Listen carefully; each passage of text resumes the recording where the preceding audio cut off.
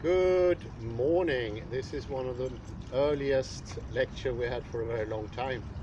It's just merely 9:40 in the morning. Wow, it wasn't that early, but still feels very early for me. I'm an evening dweller. Today we are situated in the lovely part of Trädgårdsförening. We are going to give a panoramic view at the end of the lecture. There's a lovely spring next to us. And today I would take up Richard E. Lind's fantastic book, The Seat of Consciousness in Ancient Literature. And it is from James and Richard E. Lind that Ian McGilchrist found some evidence for the change that happened somewhere around 300 BC. Before Christ, specifically in the Greek area of civilization.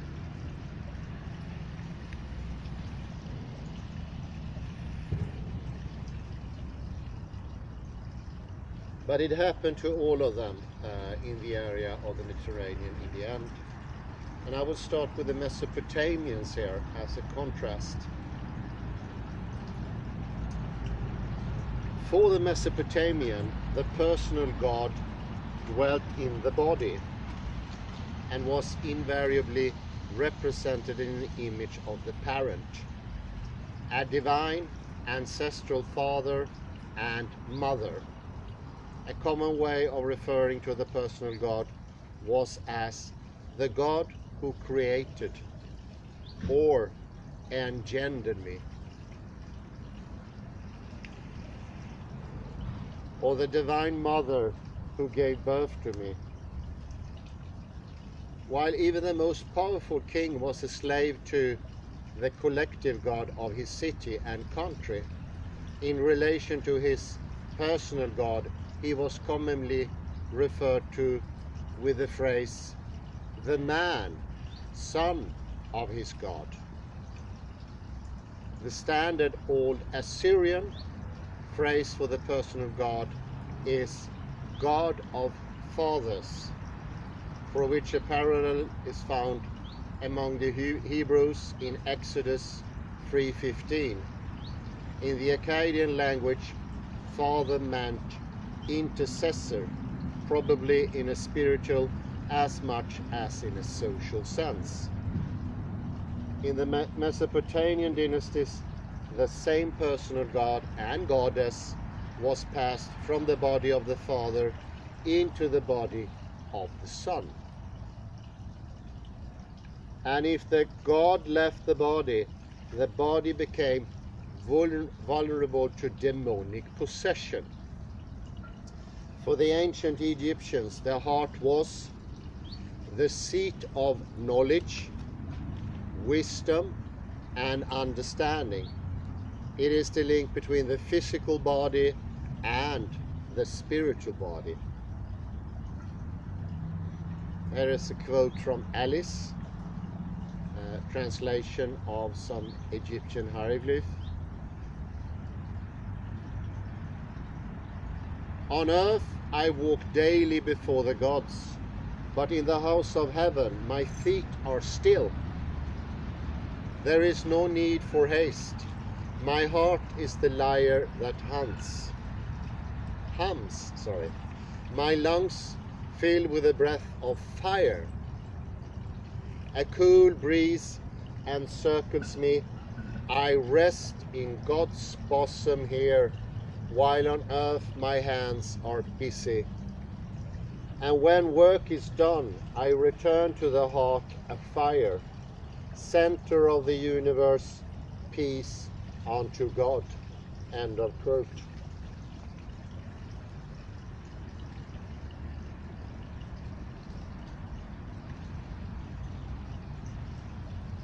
The stillness of the human heart when resting in God's bosom or heart soul was contrasted with its busyness on earth, as the daily round of activities was preceded and followed by returning to the house of heaven. That is, the heart a fire, probably an allusion to, among other things, an enlightened heart soul. In this condition, even while walking daily before the gods with his hands busy, the ancient Egyptian rested in the bosom of his God and wholly returned there when his work was done.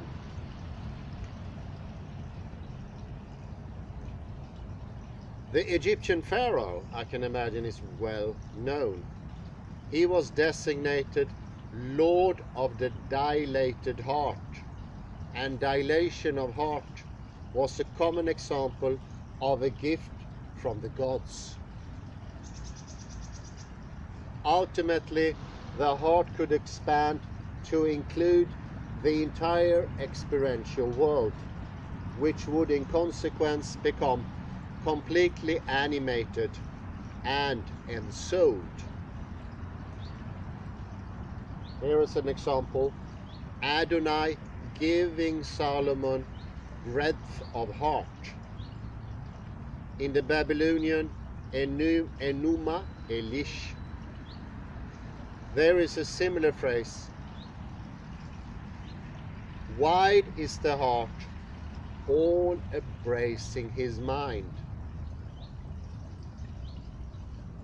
Two Islamic parallels in the Quran are Moses' statement, O Lord, enlarge my breast and make my affair easy unto me. And God's later question to the Apostle Muhammad, did not we enlarge thy breast? End of quote. So the breast, I think the Greek refer to the breast mostly as themos, if I'm correct. The breast is the extended or the extension of the heart. And it's usually a process as well as a static thing, both of them.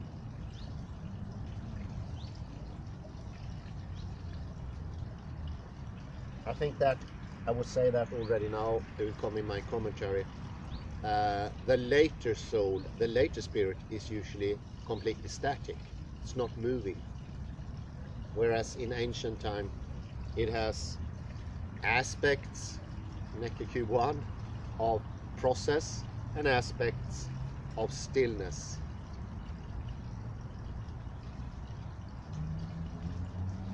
In funerary paintings of the afterlife, for example those accompanying the Egyptian Book of the Dead, the heart was pictured as removed from the body in order to be weighed on a scale with a feather on the other side.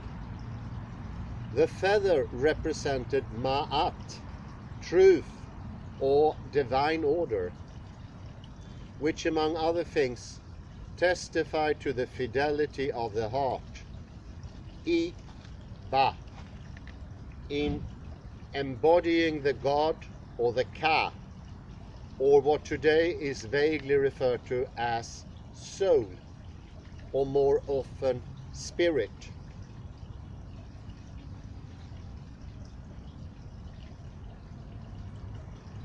And the historical weight of the lineage identity is represented in the present, observed and recorded by Thoth, the language of the heart, its lightness or heaviness, softness or hardness, openness to closure, unerringly revealed the spiritual state of the soul. According to Jacobson, the heart for the Egyptian, the organ of the innermost thoughts and feelings, could apparently speak a different language from that of the dead man himself.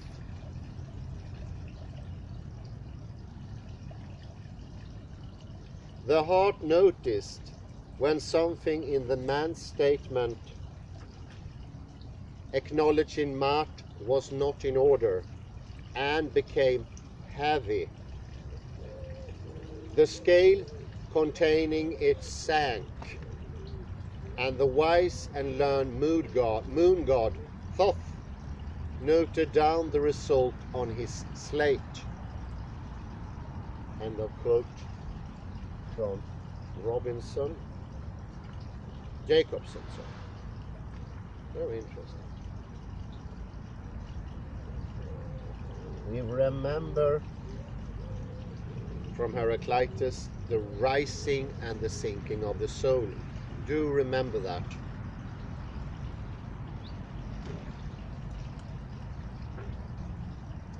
Divine order, Ma'at, could only be fully obtained through divine inspiration and the consequent maturation of the heart soul. May a man grow great enough to inhabit his heart. May his heart be wide enough to hold the hearts of others. May his heart become an altar unto God. This is by Elis from the Book of Dead. Among the questions to be answered before Thoth during the weighing of the heart was whether the individual's heart had been inhabited by a god.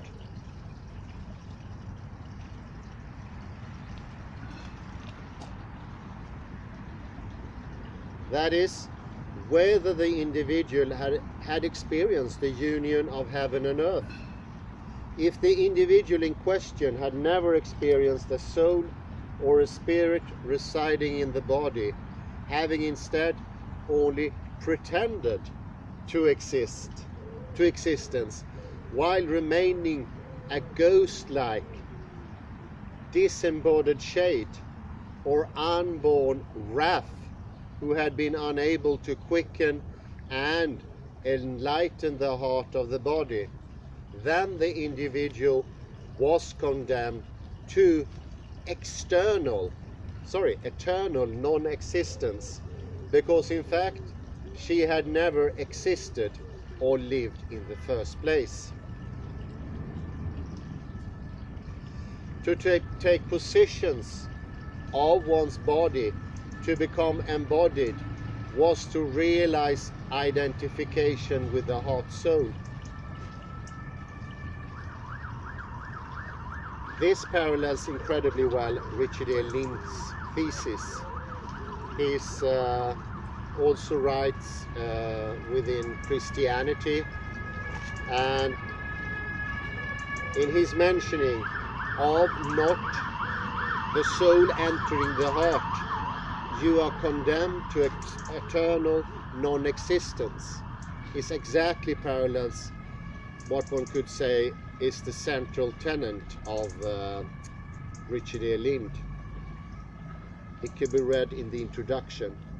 And this is interesting. He finds sources from Egyptian, Assyrian, Babylonian, Sumerian, Tocharian, Hittite. There are so many sources. I just strolled through the book yesterday, and what he wants to do is, how did we view the soul before we had the Greek change? What is the original take on the soul? And therefore he reaches out to the other local religions in the area.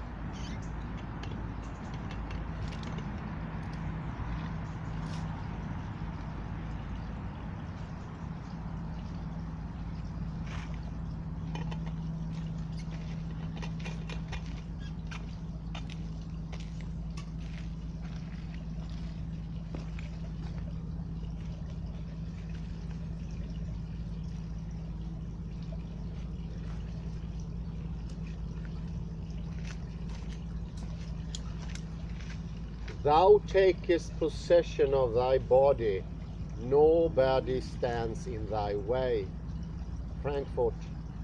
A possible parallel question to be answered before Thoth was whether the wisdom of the heart soul had been truthfully expressed.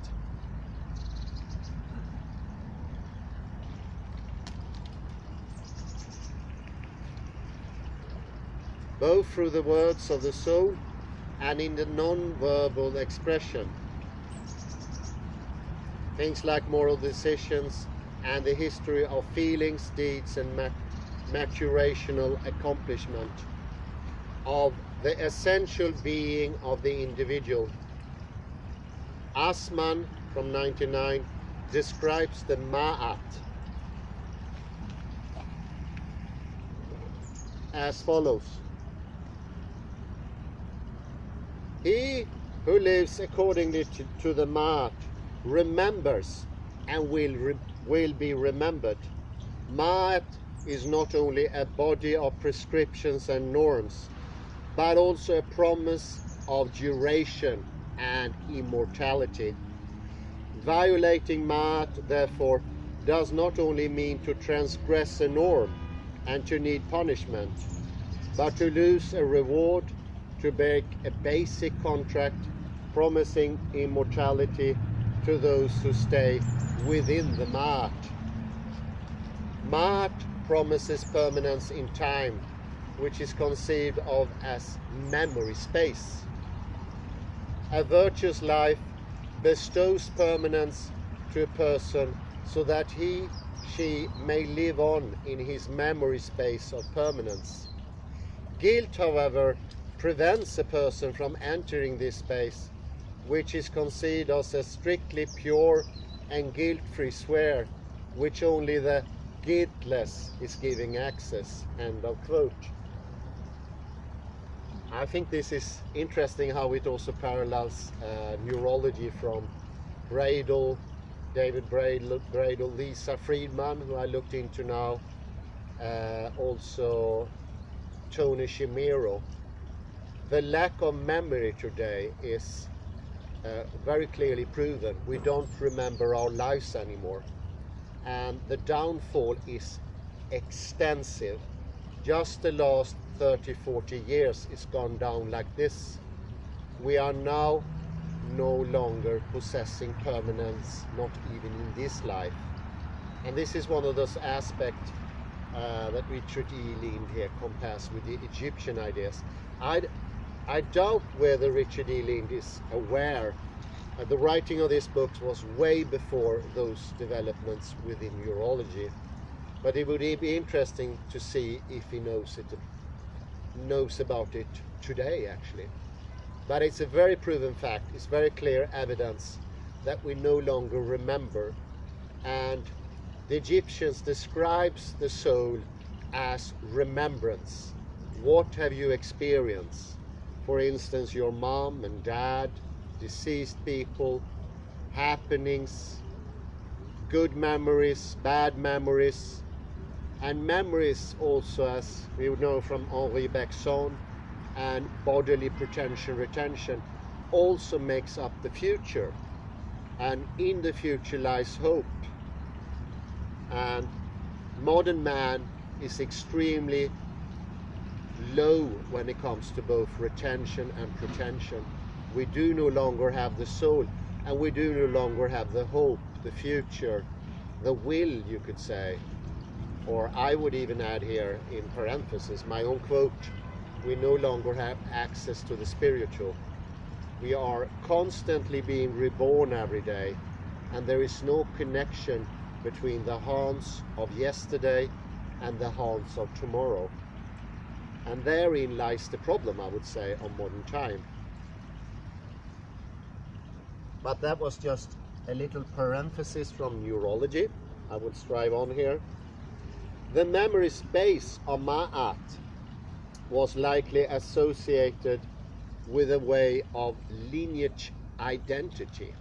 That is, the sure way to joining the ancestors through their direct guidance and assistance, and with them dwelling forever in the enlightened memory space of the living.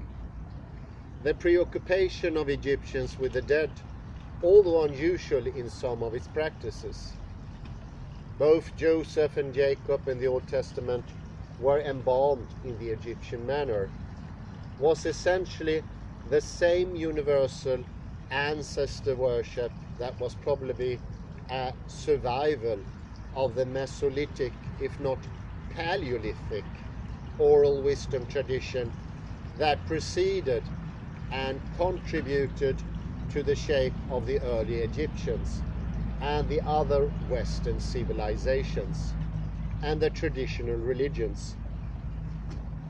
Similar preservations of the mummified dead was also common, for example, in ancient Mesoamerica and on the northwestern coast of South America.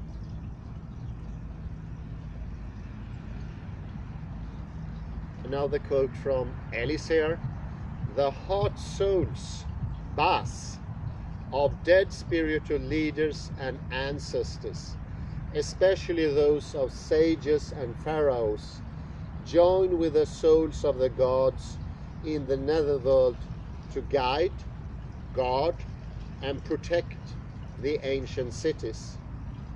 The Old Kingdom Egyptians recognized the Ba, or God power, as being inherent in all people.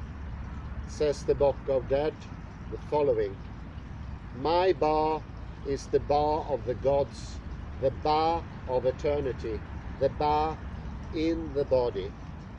End of quote from Ellis.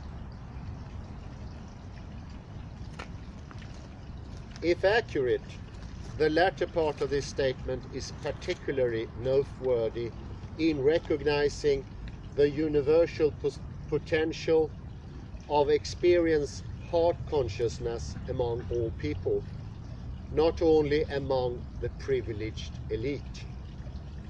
But even if this was true, as in the Babylonian and Greek experience, at some point in history it must have become more of a past than a present truth, as lineage identities became permanently separated from their historical roots, their wisdom forgotten, and the allegiance to one's ancestors was replaced by allegiance to social identity defined by collective congeries of belief systems and performance awards.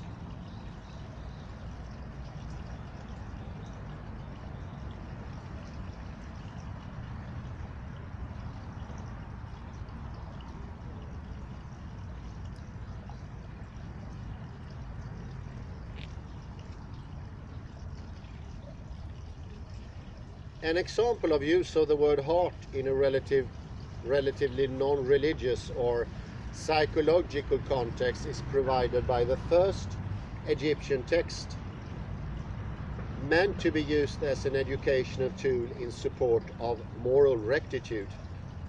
The author, Amemope,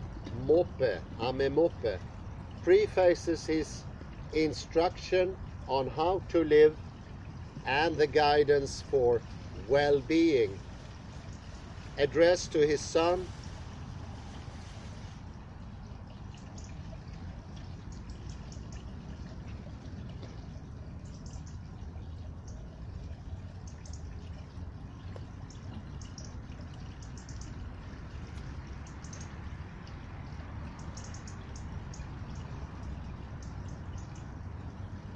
with advice to stir away from evil and to let his heart go into its shrine.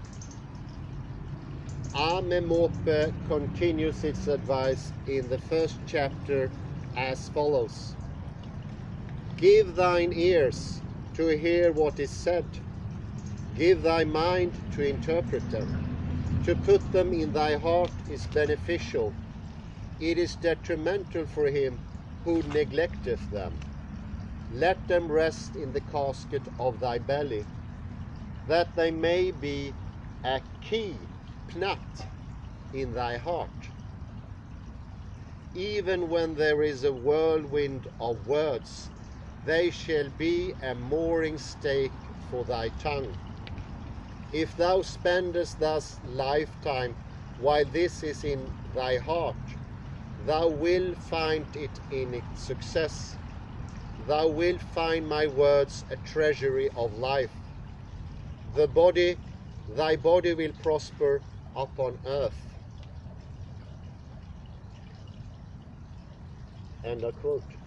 And this is from a non-religious text, and it's interesting in all the Mediterranean people, this view of the heart soul, and also progression, how you can build it further, how you can educate yourself, how you can become something more, is absolutely evident. The role of the body as a container of wisdom, heart, belly, is evident in this advice, where the treasury of wisdom, when properly anchored in the belly, acts as a mooring stake for the tongue, a key, a way of opening the heart or accessing moral and spiritual guidance, that is ma'at, for the heart, and the retention throughout the lifetime of this wisdom in the heart and the belly leads to success and prosperity. A similar emphasis on the belly, navel, umbilicus, and possibly liver as an anchor for the soul and its noumena is found, example, in China. It's called the sack of Tao. In Japanese it's called the hara, and also found in some other primitive cultures.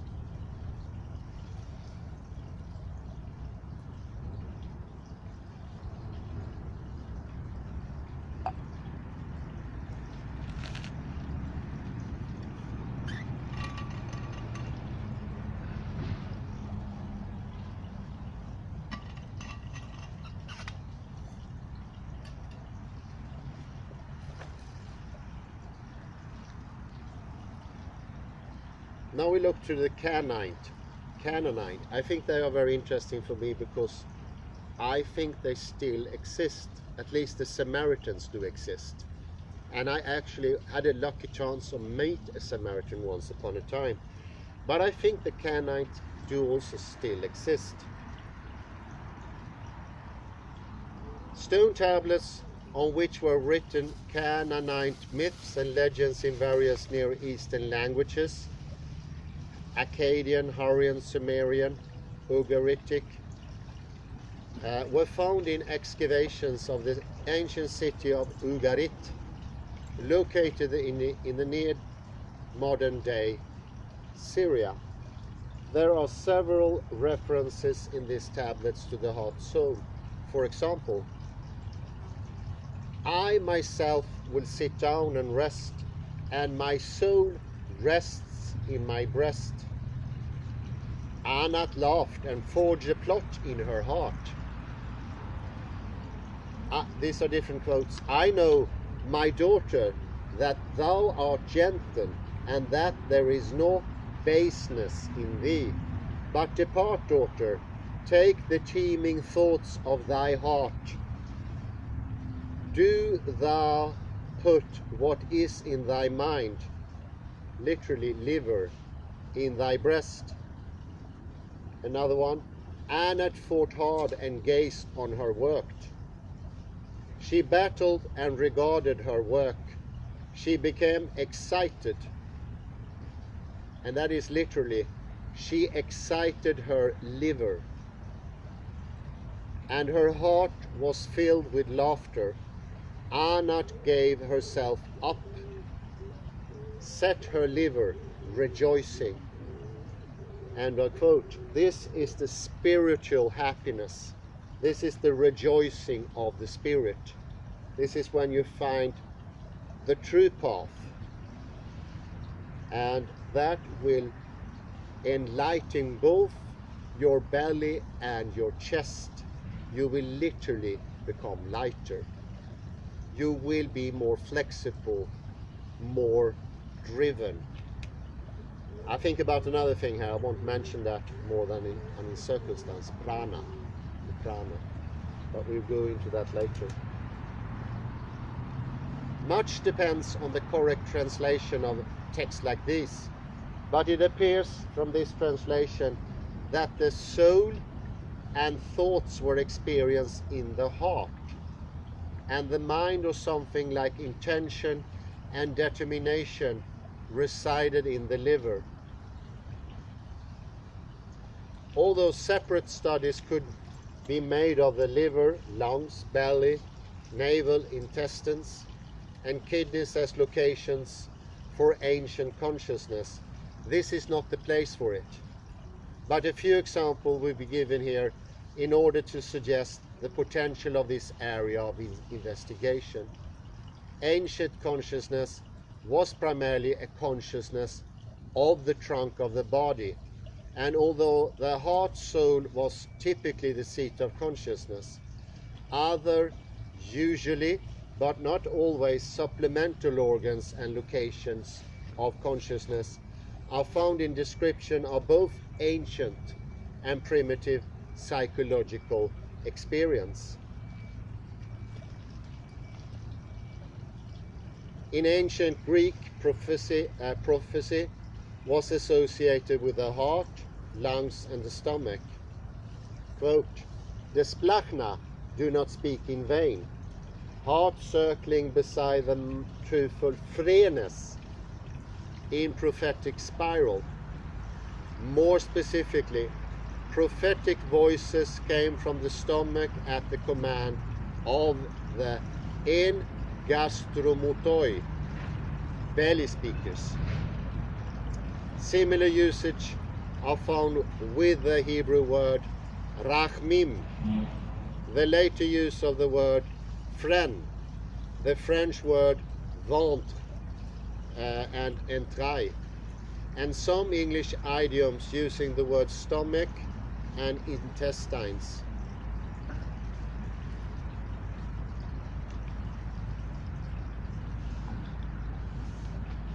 In a Roman parallel, in Menenius Agrippa's apologue, the belly, venter, in other words, the intestines as a whole, plays the coordinating role within the body, and the limbs, membra, obey its order, for the belly transforms food into blood, which is then sent through the veins to the entire body. End of quote.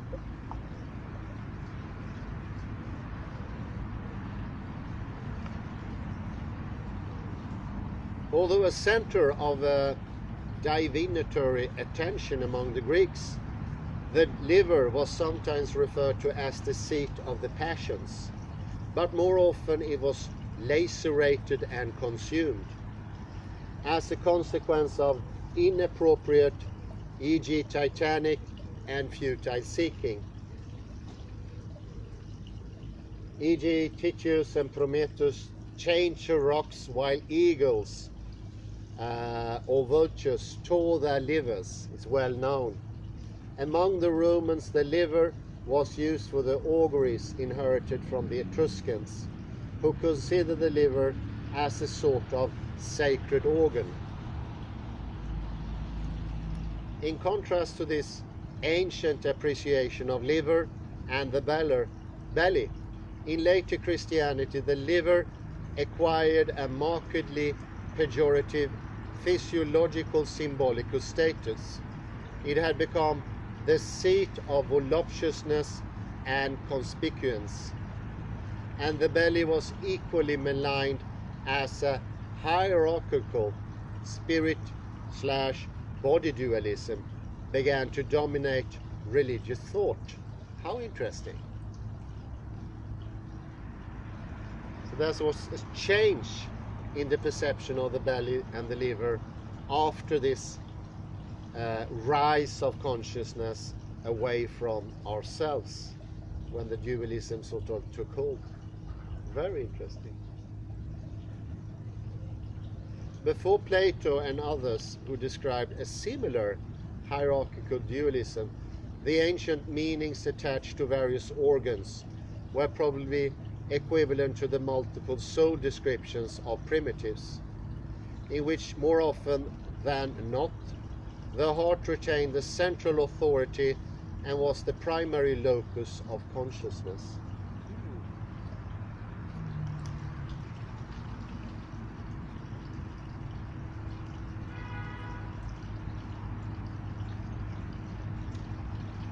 There is reason to believe that in the translations of many ancient texts from all over the world, and at the very least in some questionable modern translation of the Bible, for example, many references translated as body locations other than the heart may nevertheless have been referring to the heart-soul.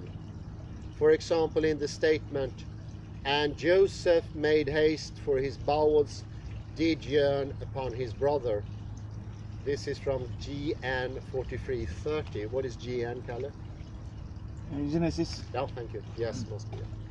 The word heart is a more accurate translation of the Hebrew term translated as bowels. Persia is definitely interesting. The reason for this is Persia came to have an influence on Ionian thinking. There was a connection just in the frontier between Ionia and Persia. Some of the ideas sort of leaked into Greek tradition. In the Persian Zend-Avesta, the sacred book of the Parsis, which contains books, the Gathas, dating back to 1200 BCE, that were written by Zarathustra or his contemporaries, there are several instances of the phrase. Thinking thus in her or his heart. Other phrases that include the terms heart devotions and several references to manliness of heart.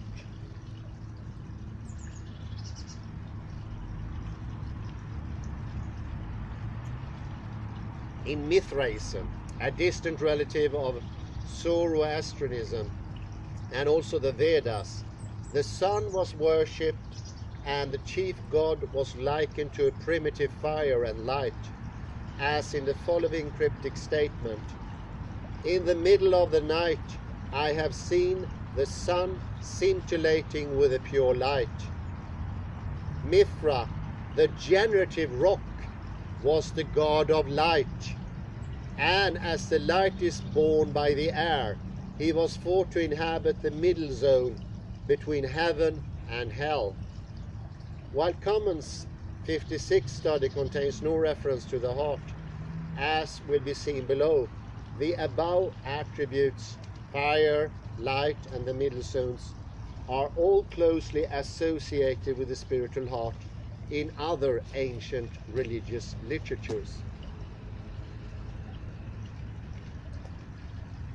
Mithraism is especially interesting because it was for a very long time the dominant underground religion in Rome, in the Roman Empire, and Romans already then reacted to the Mithraist idea of a soul.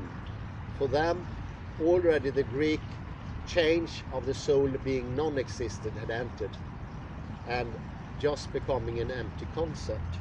That is very interesting. Mithraism kept that, and they were, like the Christians, staying often in the catacombs. Hebrew. In the Old Testament, the heart, in Hebrew, lev or leb, lebab, liba, beten, kereb, mejim, was the locus of intellectual, moral, and psychological life. The interior, kerev, within which God has written the law.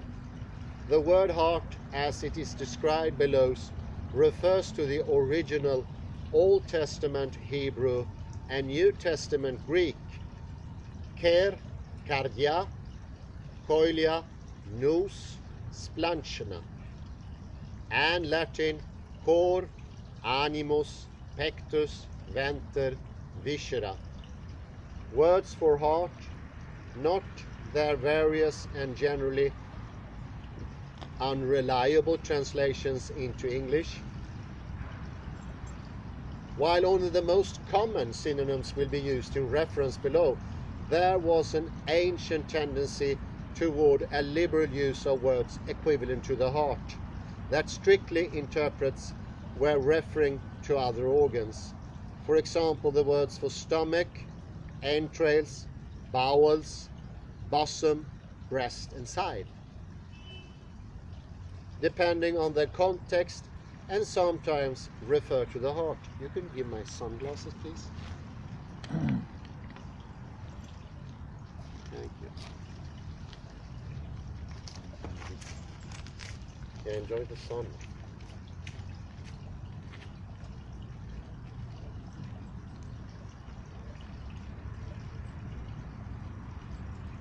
Stierle gives the following citations for the use of entrails and bowels, splanchna, viscera, as synonyms for heart in the New Testament. Phil and Philem and John. These are many other more or less indirect references to Hebrew and Christian heart souls are not included in the summary of biblical references. In the Old Testament, the heart was a secret inner space where thoughts could be hidden, and the heart was also where religious exaltation and conversion took place. It was with the heart that one feared and served God and accepted divine teaching. The righteous heart, from Psaltaren, was pure, without fear, faithful, and trusted in God. The expression ascends to the heart, go up to the heart, refer to the recollection of God's presence in or transformation of the heart, and the heart that feared and was faithful toward God was in turn fixed within God. The heart in the Old Testament was the seat of consciousness, and the major figures of early Jewish history spoke from the heart.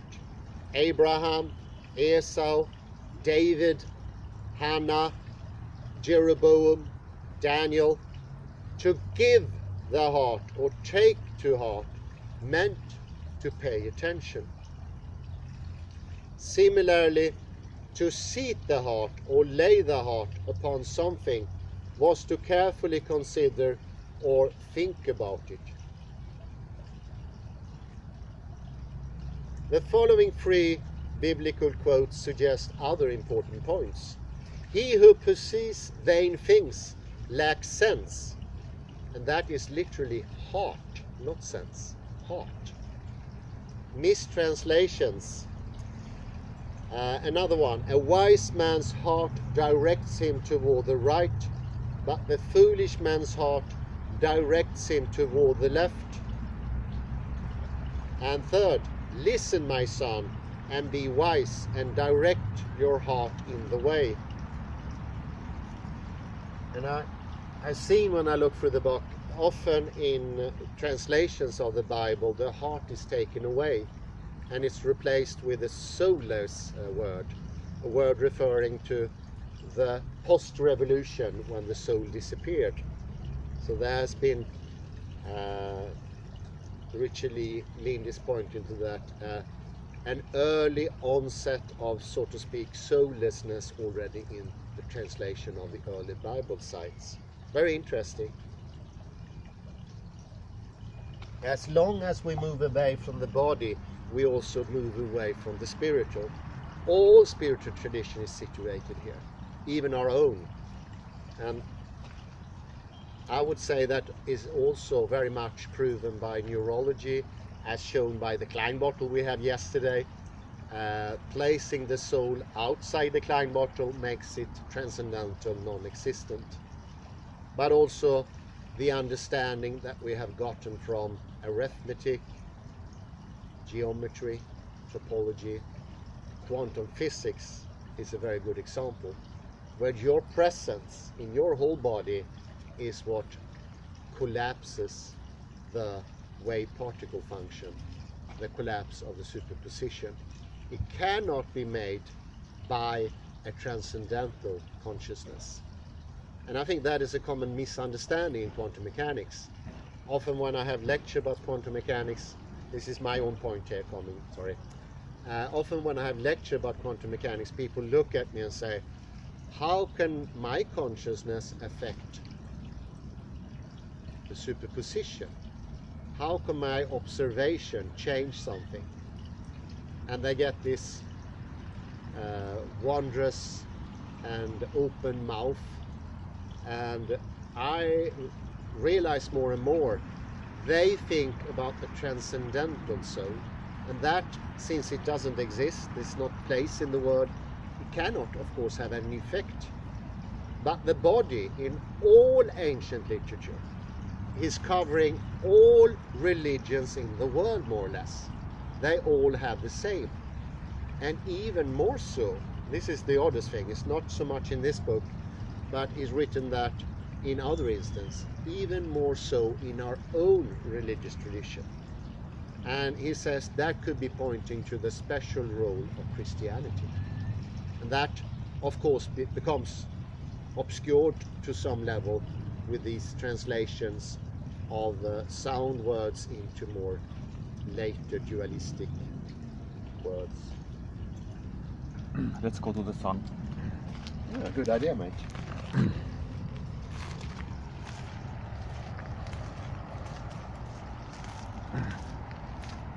Det står här, du ser här. Yes.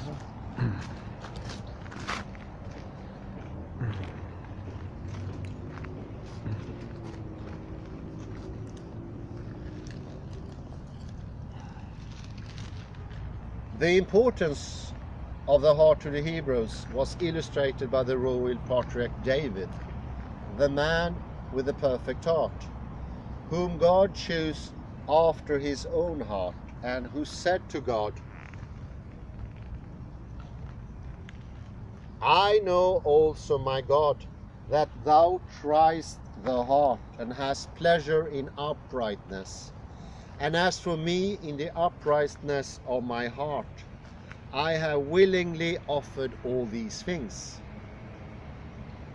O Lord God of Abraham, Isaac, and of Israel, our fathers, keep this forever in the imaginations of the thoughts of the heart of thy people. Always keep the heart, never give it up. Thereby you will give up your own soul, and do the trickery of the devil. And prepare thy heart unto thee, and give unto Solomon my son a perfect heart, to keep thy commandments, thy testimonies, and thy statutes. End of quote. Each individual's heart must be tested. For instance, this is coming from Jeremiah. No, from the Psalter. Examine me, O Lord, and prove me. Try my reins and my heart. God searches all hearts and knows the evil they think and do. And from Sam, man looks upon the outward appearance, but the Lord looks upon the heart. Those with an upright heart, I especially like this phrase, an upright heart, putting into the position of life, going upward, and of happiness and of spiritual joy. Those with an upright heart were to be saved. The counsel of the Lord standeth forever, and the thoughts of his heart to all generations. From the place of his habitation he looketh upon all the inhabitants of the earth. He fasteneth their hearts alike. He considereth all their works.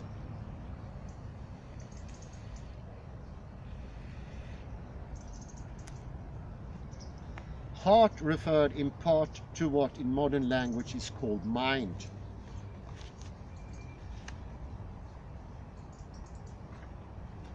And the ego, the self, or the I. The consecrated or spiritual heart was free, perfect, enlarged. I also like this very much. Enlarged heart. Whole, not splintered, not cut up. As we will see later, the cutting up of the heart is actually noted. It comes 300, 200 BC very clearly. The cutting of the heart, the cutting of the soul into two pieces. And I will give them hearts to know me. For I am the Lord, and they will be my people. And I will be their God, for they will return to me with their whole heart. Only God could open, eliminate, and provide a new heart with the integrity and firmness necessary for the heart to be faithful to Him, the Lord. References to the heart in the Bible usually refer to the whole personality. Although the heart was considered the seat of emotions and passions, in its pure state it was generally described in terms of reason and will, rather, this is very important, you will find that in the other examples as well, rather than the emotion. Inner impulses came from the heart, which was also the principal source both of virtues and vices, including the admonitions of conscience. And this is another interesting parallel. We know today that our thinking capacity is driven by instinct rather than reason. It is certainly parallel with the idea that we lost our memories, our soul place, our space for our soul. But we have also lost the projection, and the projection is the reasoning of the mind soul, the mind space, the heart space. And that parallels the idea that reason is within the heart. And when we abandoned the chest, the heart, and went up, we become static. And the new reason, the absolutely new reason, which is so different from the ancient one, was static. It was formulated in propositions and syllogism, as you can find in Aristotle. You can also find it already fragments or the first seeds of it in the pre-Socratics. That becomes more and more the thing. Rationality becomes something fixed, and that is never rationality, as we know from De Bono, but also from neurology.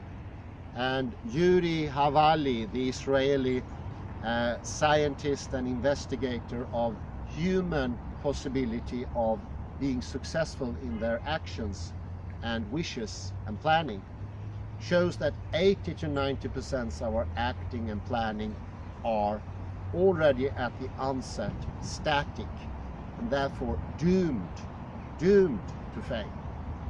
And 80-90% of the planning is failing today by common people. No wonder that sort of undermines our balance in the world, where our thinking and our action no longer works to serve our lives, when we have no longer any use for them, when they cannot help us.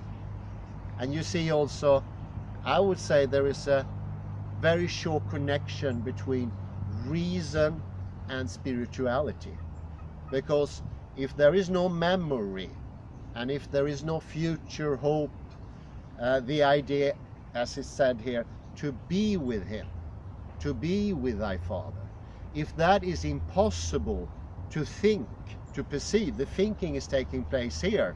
The thinking of the reflective consciousness is static. It plays its role, it's deterministic. It is actually the thing that is the foundation of the staticness of later thinking, of that reason, future, everything is determined at the onset. And one could say actually that solidification is playing out its role now, when we're losing the possibility to see a brighter future, something better. In a big investigation made in 2014, when people were really tested with true MRI scans, the true ones are the ones that can see movement, and asked them to sort of imagine a better place, a paradise, sunny beach, or the next abode, the next life, or eternal life. We saw that many people couldn't do that. I think it was 78-79%. The only thing they could think of was the regular things, the static, repeatable things. And they didn't give any differentiations in these photographs. It wasn't we can see actually in the MRI spiritual awakening, people who have spiritual thoughts of a higher abode of God. That can actually be seen on an MRI. And today we can't even imagine a sunny beach. This is quite interesting. It sort of proves what in another direction for Richard E. Lind, what we've been pointing to before, and that is that modern man has given up rationality as well as passion. And whereas in some way I can think it's be just to say we've given up the worst vices of the ancient, because we need this is an odd take on the whole thing, but we need rationality to plan vices. So if the heart is evil, maybe less people today are able to do vices, but it's I think it's a very small comfort, because what man is destined to do according to all the religions is oh sorry, yes. No, in the beginning of this lecture you mentioned fire.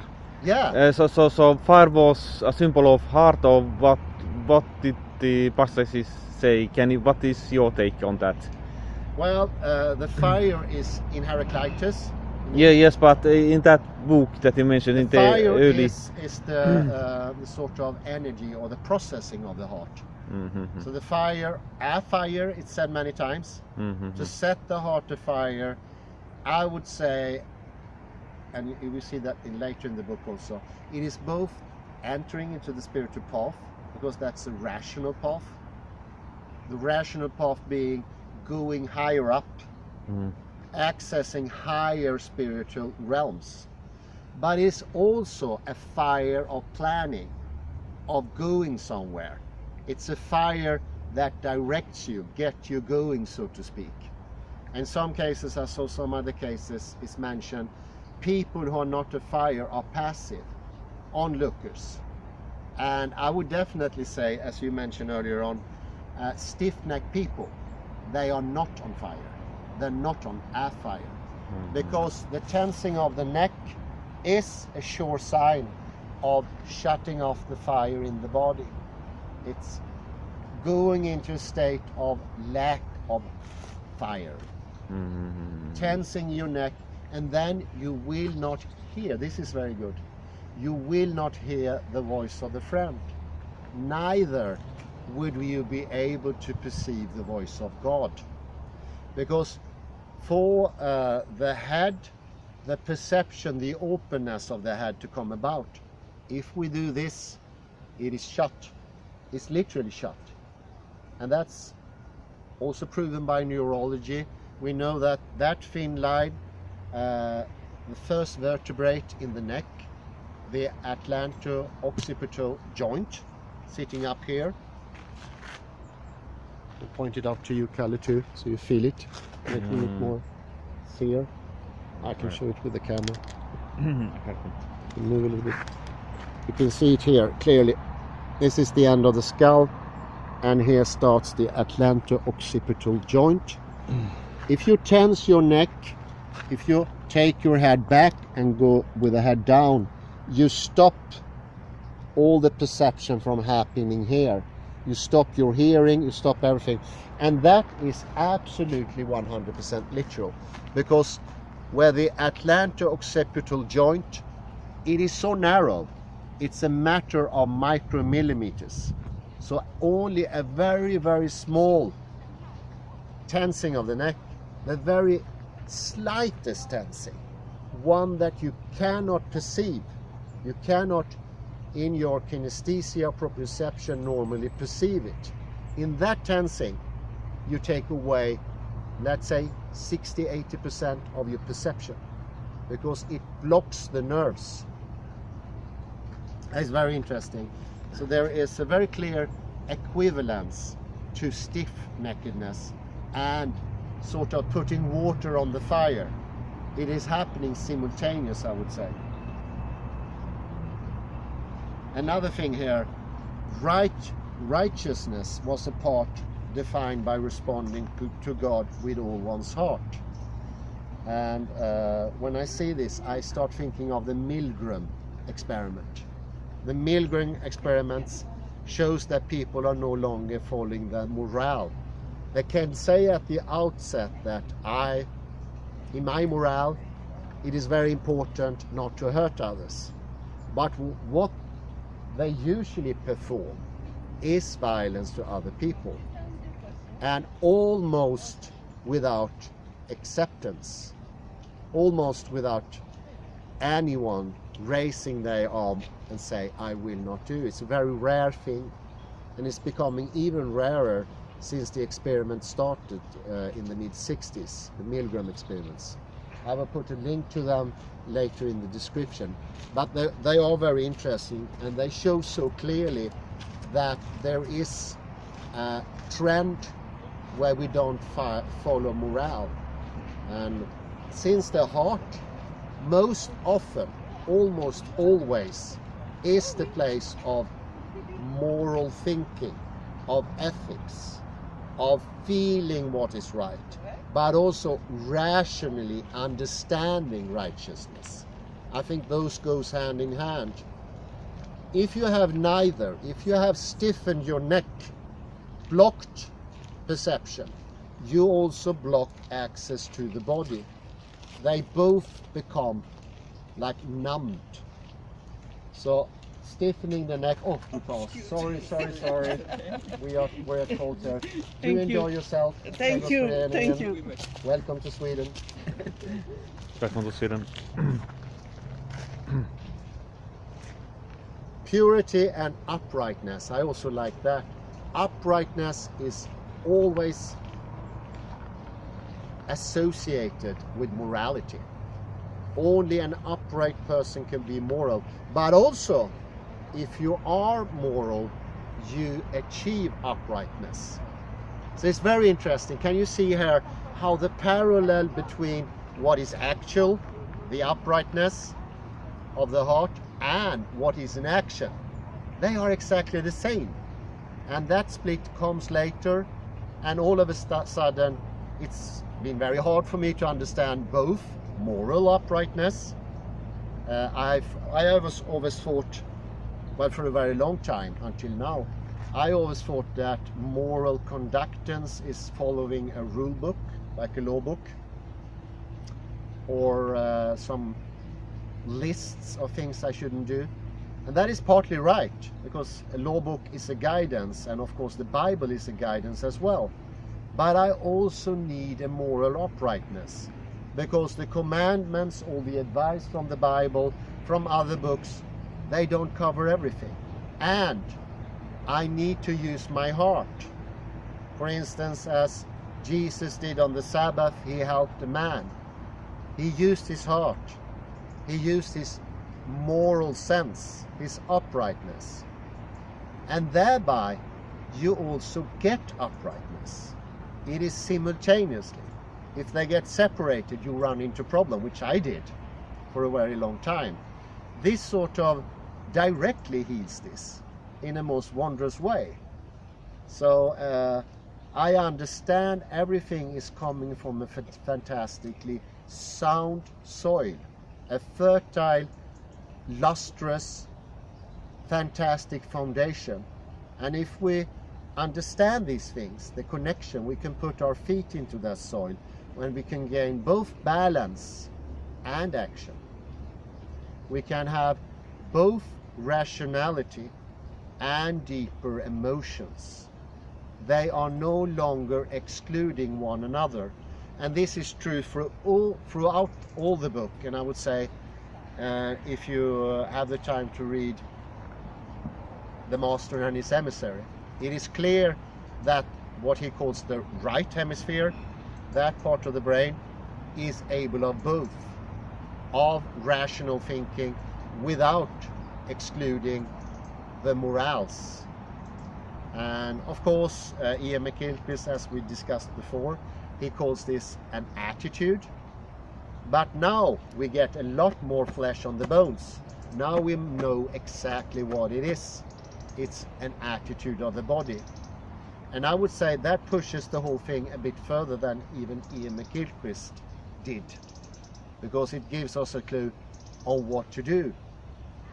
We understand now, by acting morally, by, for instance, letting people pass, there's just small examples, just happened here, but being gracious to other people, we let our moral uprightness come to us, and thereby we also get naturally upright. It doesn't get stiff or hard or harsh and anything like that. So there's a softness to the heart, and that softness, I would say, is in the next step here. The heart was referred to as the seat of wisdom also. Thought and reflection, memory, the instrument of belief, and the principle of action, as I mentioned before. That it could harden into resistance to God. That action. The heart was the source of purpose. So here is the area of purpose in all ancient mythological religions, and even our own religion, even our own foundation. A firm and strong heart was a sign of courage and daring. Remember Braveheart if you've seen the movie. It is not a coincidence. And remember the Scarecrow in Alice in Wonderland. What did he lack? I have not read Alice in Wonderland. A heart. A heart. He lacked a heart. Sorry, it is not Alice in Wonderland. It is, what is that movie? No, I get it. But you all know. The Scarecrow and it's the Tin Man that lacks a heart. And the Scarecrow, he lacks courage. Yes, that's how it is. But one who was lacking in heart was not cowardly, but short of wit. Wit is this quick way of thinking that is most often accurate. When Hosea says, Ephraim is a foolish dove without a heart, he means that Ephraim is unable to understand the purposes of Israel's God. The suffering of the heart in the Old Testament were variously described as the heart suffering in grief and broken in grief from Ezekiel, or despair. The suffering heart was described as heavy. I would say heavy is the downward movement also from Heraclitus. Is this descending of the heart. And that leads in Heraclitus to the dissolvement of the heart / the soul, where the soul disappears like grain of salt into warm water. It dissipates. And although the change is not simultaneously and directly, it happens during some time. And slowly the soul is so dissipated in the ocean, it can no longer be felt.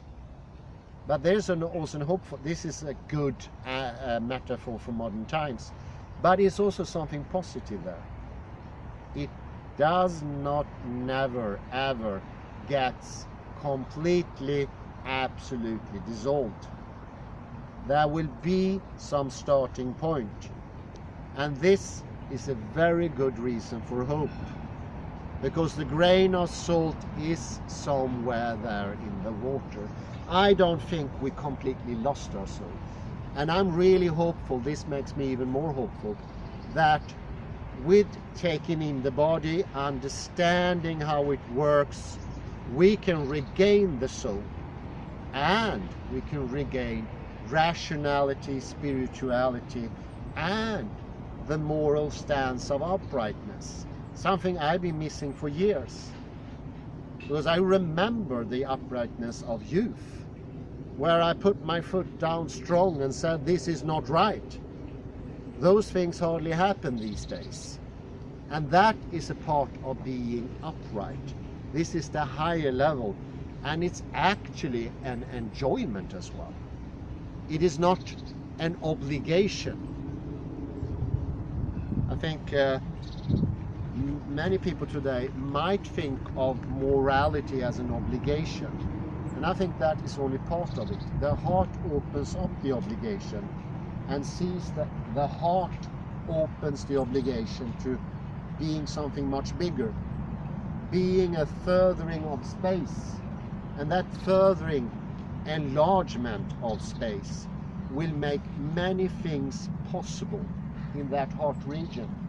And that means that we see all of a sudden that the obligation that we see when the space is very small, when we are up here, when we're stiff-necked, it doesn't allow for commandments, suggestions, advice to be taken with an easy, upright heart. They become harsh demands. Don't do that. Abstain from that. And therefore you get, as I said in the beginning, you get sin or guilt in your heart. And guilt is not the way to go. If the heart is filled with guilt, it cannot fly anymore, so, as I read in the beginning. The heart needs to be upright. It doesn't have to, but that need is in the upright position. And you rejoice in that position. You thrive. And all of a sudden, you can harbor both rationality, emotion, moral stance, and much more. Calculation, arithmetic, you name it, in the width of the heart. But if you go up, it doesn't allow for much. It becomes narrowed down. It becomes smaller and smaller and smaller. And I would say this smallness of the awareness or of our space, that is the equivalence of the grain of salt in the sea. Because from the beginning it was a lump, it was big, it was great, but as it dissolves more and more, goes into the sea, becoming smaller and smaller and lesser, it disappears from sight.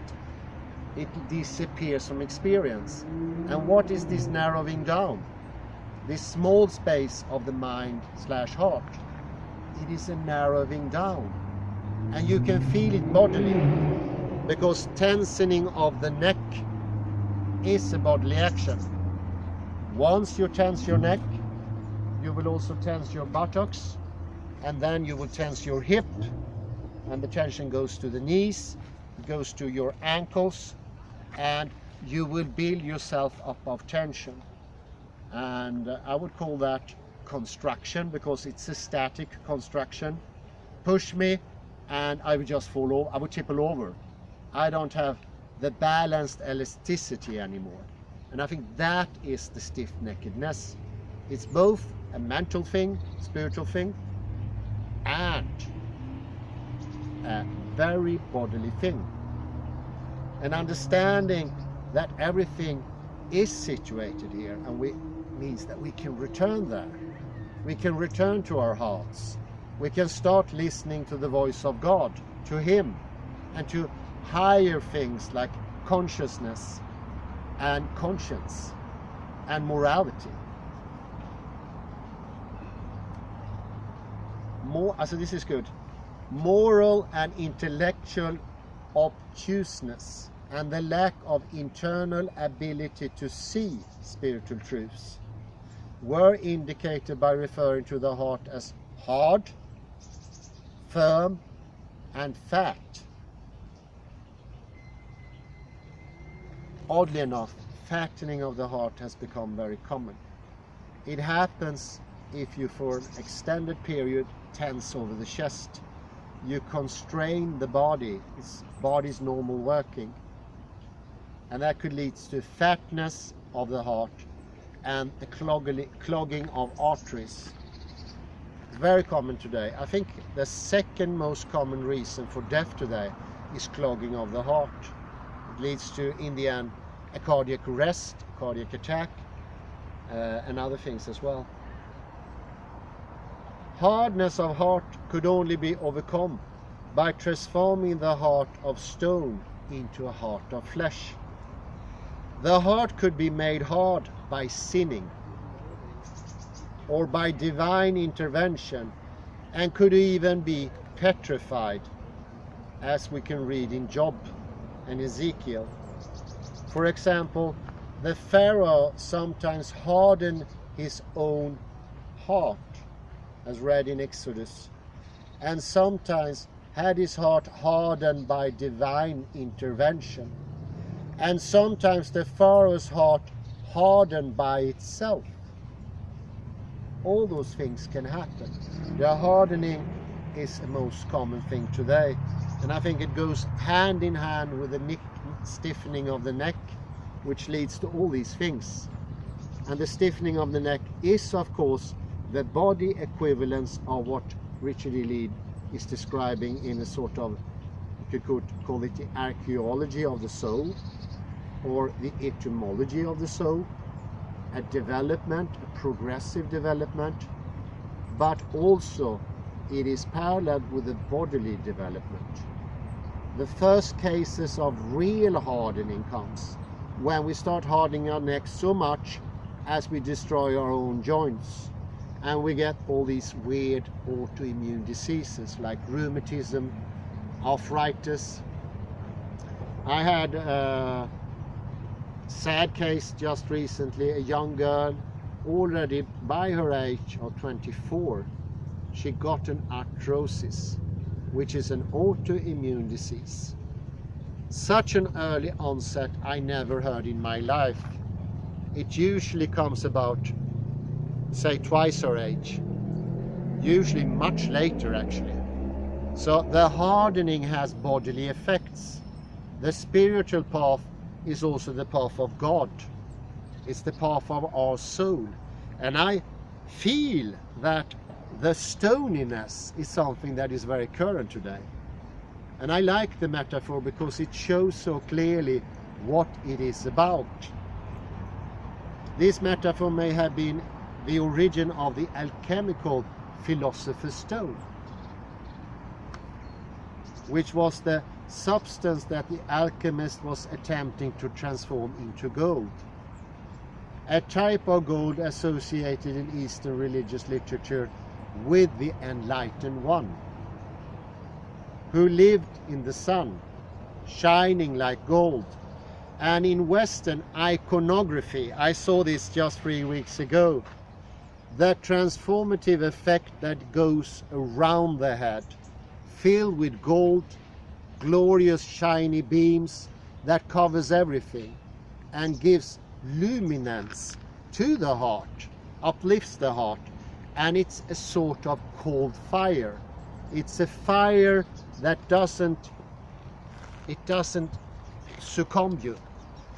You're not put on fire in the literal sense, because you thrive in that fire. Set afire means that you are propelled. And I think actually we are literally propelled by the motor department of our body. And I think that's the literal propelling, and by stiffening our necks we don't get this propellation that starts here. We sort of shut the energy wave off in 3 different directions, and we become stiff in the whole body. because this first stiffening stops the other openings from working. And think of a plank. A plank is unmovable, can't move anywhere. To be movable, we need to have these splits, and one important split is the propelling thing, the motor thing, that propels where we want to go. And that propelling action is lost with the hardening of the heart / the soul. I'm just gonna finish off with hardness of the heart. The antiquity and universality, this is universal, this is humankind, of the phrase hardness of heart is demonstrated by its occurrence in the 3000 before Christ Indian sacred text of the Rig Veda, where it was associated with a voraciousness. Quote, "He who possessed of food hardens his heart against the feeble man craving nourishment, against the sufferer coming to him for help, and pursues his own enjoyment even before him. That man finds no consoler." How true. And I say thank you very much for your patience, and thank you, Kalle, for holding this tripod today. Thank you.